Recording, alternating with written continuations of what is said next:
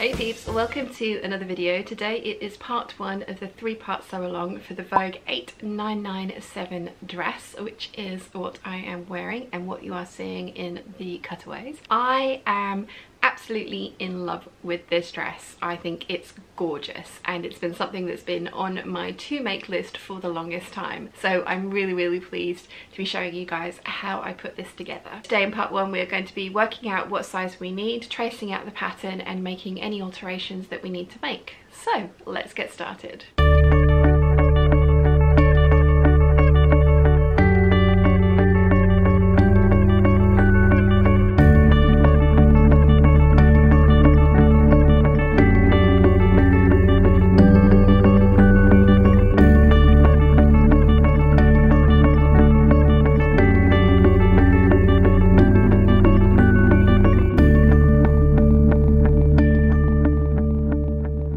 That you want to do is iron your tissue flat, which I have done for all 4 sheets, I think there are.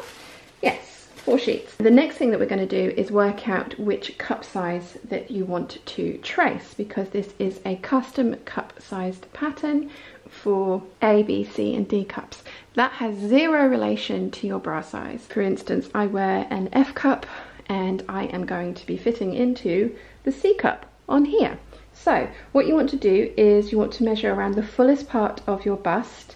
You want to make sure that the tape measure is parallel to the floor, and you want to hold it tight, taut to your body, but you don't want to be pulling it tight. This is going to determine the amount of ease that you have in the bust area of your dress. So you want an accurate measurement, so not loose, not too tight, just flush against the body and parallel to the floor. And you're going to write that down. The next one that you need to take is your high bust measurement, which you're going to measure from around the back and up under the arms and across the top of your bust, and you're going to make a note of that measurement. So you're going to deduct your high bust from your actual bust measurement, and the difference that you have, minus 3 inches, will give you which cup that you need to be tracing. So if you've got less than an inch, you'll be doing an A cup, up to 2 inches difference a B cup, up to 3 inches difference a C cup, and up to 4 inches difference a D cup. So as I say, I'm falling into the C cup category, and as I say, I do wear an F cup bra when I buy them from the shop. So it has 0 relation to your ready to wear high street sizing. The next thing that I like to do is make a list of all the pattern pieces that I need to trace out. There are 22 pattern pieces for this dress collection, and I don't need all of those. I'm not sure. I'm going to measure the length of the skirt for A and B. I may trace that, but I'm definitely going to be making the C length skirt on this for this particular sew along. If the B length falls at a nice place on me, I may trace that one as well, so that I have options in the future and I don't have to take the pattern pieces out, iron them all again and retrace. So I'm going to measure that from the waistline to the hem and see how long that is, and if it's a length I like, I will trace the A and B length skirt as well as the C length skirt. I'm not going to be making the straight skirt ever, and I won't be using the straight sleeves. I will trace the fluttery sleeves because I do like those and I enjoy wearing dresses with those on, but for this particular sew along I am going to be doing the sleeveless version. In your cup size chart it does tell you which pattern pieces you need, so I need pattern pieces 5 and 6 for my bodice, so I've written that down. Then we're going to go on to bodice back, bodice side back, the sleeve A, which is the fluttery sleeve, so I want that one. I don't want pattern piece 12 and 13 for the straight sleeves, long and short, so I'm going to skip over those. And then we're onto the skirt, so I want the skirt front, the skirt side front, skirt back and skirt side back, and I'm also going to trace the pockets, although I won't be putting pockets into this particular dress because I am using a lightweight white coloured viscose and I feel like the pockets would show through, which is not what I want. I have written down all of those pattern pieces that I need to trace, so 5, 6, 9, 10, 11, 14, 15, 16, 17 and 18, and I am going to cross them off this list as I have traced them off from the tissue paper so that I don't forget any piece, because ask me how I know, I have done that before. So once we've got all that worked out, we then need to work out what size we're going to trace. Now according to the pattern envelope, I have a 38-inch bust, so I need a 16 for the bust. I have between a 27 to 28-inch waist, and so I need the size 14 for the waist. And then I have size 44 hips, and that means I need a size 20 for the hips. I have the pattern bundle that is the 6 to the 14. Only one of those measurements is in this bundle according to the pattern envelope. However, as I've mentioned before, the big four patterns build a lot of wearing ease into their patterns. As I say, I have up to the size 14 bundle. So the size 14 bust is a 36-inch bust. Now if we go over to the pattern pieces, pattern piece number 5, or the front bodice piece for your corresponding cup size, because this is the C cup one, will have the finished garment measurements written on it. So the 14 is a 39-inch finished garment measurement, which is 3 inches of wearing ease from the pattern. So the pattern says it's the pattern envelope says it's 36. The actual finished garment is 39, so that's 3 inches of wearing ease. There are not 3 inches of ease around her bust. Absolutely no way. Absolutely not. So my bust is 38 inches. The finished garment measurement here is 39 inches. That gives me an inch of wearing ease around the bust, which is personally a fit that I like. So I'm going to be doing the size 14 for the bust. The finished garment waist measurements are on a different pattern piece, and it's number 14, which is the skirt front for the fuller skirt. There are hip measurements on the more fitted skirt, but as I say, I'm not ever going to be making that or tracing that one out. There are hip measurements on the straight skirt, but the fuller skirt, the hips basically are free. There is a lot of flare in this skirt, so I don't need to worry about that. According to the pattern, I need to be tracing the size 14 waist so that I have, you know, some wearing ease in there. It says it's a 28-inch waist on here. Like I say, mine's fluctuating between 27 and 28 at the moment. So if we look at the pattern, the size 14 is actually a 32 finished waist measurement, which is 4 inches of wearing ease.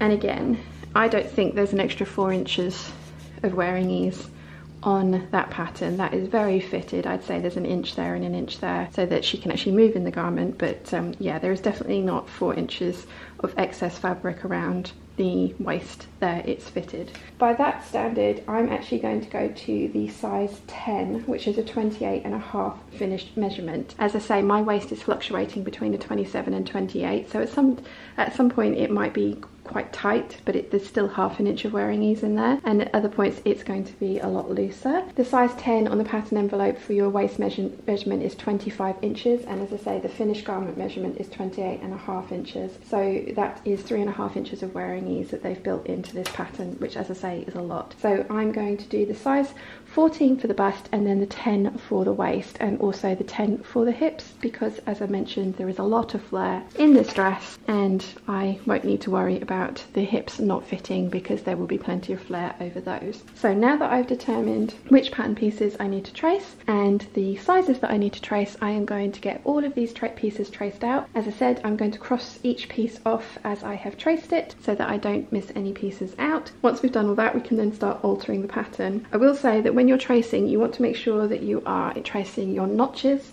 any match points. I like to put the waistline in, the centre front. You want to put in the grain line. You want to put in your straight, lengthen and shorten lines. There are lengthen and shorten lines on the bodice and on the skirt pieces. And you want to label the pattern with the pattern number, what it is, what size you're cutting, and what you need to cut. 2 for the fabric and 2 for the lining. I'm going to get everything traced out and labelled, and then we can alter our pattern. I have traced all my pieces and crossed off the numbers as I've traced them. So we've got all of the different pieces here. So the 4 skirt panels, the pocket, the side front, the bodice front, bodice back, bodice side back, and the sleeve. So I'm not going to use this sleeve or the pocket in this particular dress because I want the sleeveless one, but I know I'm going to want to make this fluttery sleeve at some point in the future. And also I'm using a very pale fabric, so I'm worried that the pocket will show through, so I won't use those. The 4 skirt panels, I have only traced the longer length. The shorter length was 24 inches from the waist, and that was too short for me, so I'm only ever going to make this longer skirt length. It did have lengthen and shorten lines on there, but I like this length of skirt, so I've just traced that one. These ones I don't need to make any alterations to. The lengthen and shorten lines are all on the bodice pieces, so I'm going to put these to the side. So a standard alteration for me is usually having to add an inch of length to the bodice of any dress that I'm making, and this one is going to be exactly the same. So I have my lengthen and shorten lines here, which is on all 4 pieces, and I want to add an inch of length to all 4 pieces. Now the important thing to note is that I have put a perpendicular line through the lengthen and shorten line on every single piece. That happens to also be the grain line. This is going to help us to add length to the bodice and line everything up. If you've watched any of my sew alongs before, you've seen me do this alteration, but I will show you again now. So I have a couple of scrap pieces of paper here. I'm going to draw a open-ended rectangle, which is going to be 1 inch deep. Then we're going to cut through our lengthen and shorten line, and as I mentioned, the important thing is that we have a perpendicular line running through the lengthen and shorten line, which will help us to match up the pattern pieces once we've added in the length to the torso. Okay, so the first thing that we're going to do is cut through the lengthen and shorten line, and then going to take the bottom part of the pattern piece and put it along the bottom edge of the rectangle that I've drawn, making sure that everything is lining up nice and evenly. I'm going to take my ruler and I'm going to lengthen the perpendicular line up through the 1 inch box. That gives me a reference point to match up the top piece of this panel. So once I'm happy that everything's lying nice and straight, and stick that down, and then we need to true up the edges. So the front edge is very easy because it's a straight line. Now this one is going to be a little bit more difficult because we have there's a jog of about 1/4 inch there. So I'm going to take my French curve. I'm going to line the bottom of my French curve up with the corner. My battery's dying, 2 secs. So I'm going to line up my French curve with the bottom of the top pattern piece to the corner of the bottom pattern piece. We just want to make sure that we've got a smooth line from there. So I'm going to cut this one out and then repeat the process for the other 3 bodice pieces. Bodice front is done.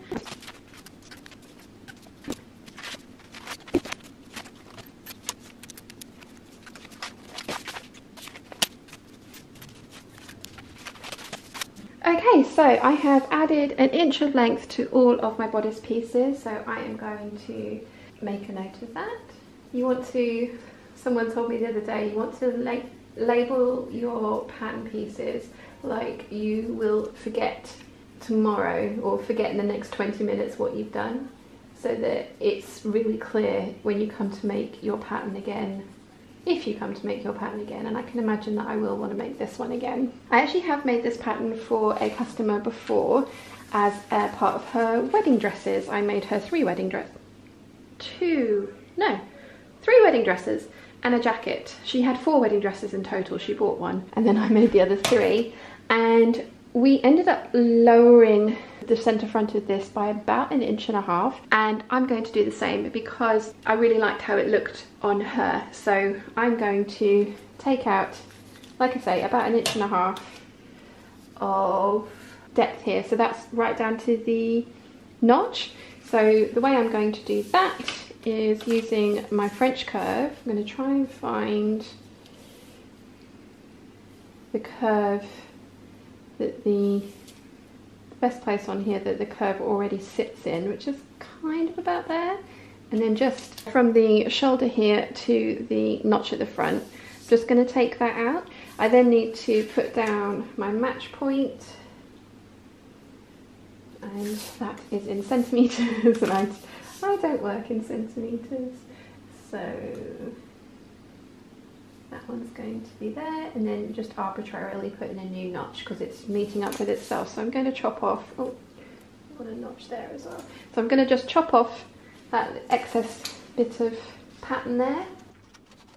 I mean, I haven't actually lowered that by 1.5 inches because of the seam allowance. that is included in that. So I've taken about an inch depth out of the centre front, but I am happy with that. The other thing that I want to note before we start cutting things out is that the bodice does want to be cut out of the fabric interfacing and lining. I am actually going to, rather than use interfacing, which I find can ripple over time, especially if you want to wash your dresses, and I want to be able to wash this one. What I'm going to do instead is I'm going to cut out my interfacing layer and make it an interlining layer, and I'm going to cut it out of white cotton lawn and then mount that, literally stitch around each part and mount it onto my viscose fabric for the outer pieces. That's going to be my layer of interfacing. It's just to get a nice smooth finish over the bust. The other thing that I'm going to do is I'm going to cut the bodice lining out of the same fabric, my fashion fabric, and I'm going to cut the skirt lining out of a plain fabric. Now I'm cutting the bodice lining out of the fashion fabric so that, just in case, I mean there's loads of tips and tricks I'm going to show you to make sure that the lining stays on the inside, but I do like to have the lining match the bodice. That's just a preference of mine. Because of the cotton lawn that we're going to use as interlining, you won't be able to see the pattern through, so I think it's going to work. That's going to be how I cut my stuff out anyway. I'm going to get all of my pattern pieces cut out. We have 8 pattern pieces in total, so 4 for the bodice, 4 for the skirt. We need 2 of each of them of the outer, 2 of each of them of the lining, and then for the bodice we need 2 of each of them for the interlining layers as well. Then we can get to sewing. As ever, if you have any questions at all, please let me know in the comment section down below and I will do my best to answer them for you. I hope you've enjoyed today's video. If you have, please give it a thumbs up. If you haven't yet, please subscribe, and I will see you again very soon. Bye!